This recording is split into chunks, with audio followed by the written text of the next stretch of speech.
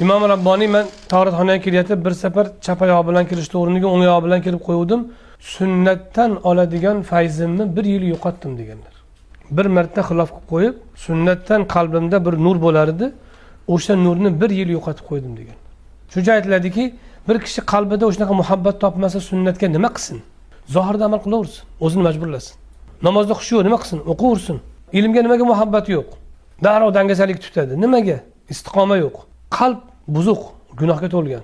Qanaqa poklaymiz? Istig'for bilan boshqa bilan, lekin birinchi yo'li sunnat, zohirda sunnatga amal qilaversin. Rasululloh qilganlar deb qilaversin. Alloh uni yaxshi ko'rib qoladi. Zohirda ergashaversin, Alloh uni yaxshi ko'rib qoladi.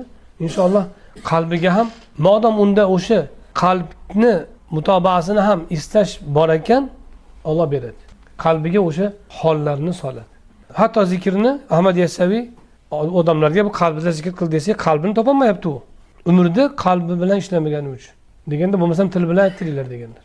Tili bilan aytsin, sekin qalbga tushadi degan.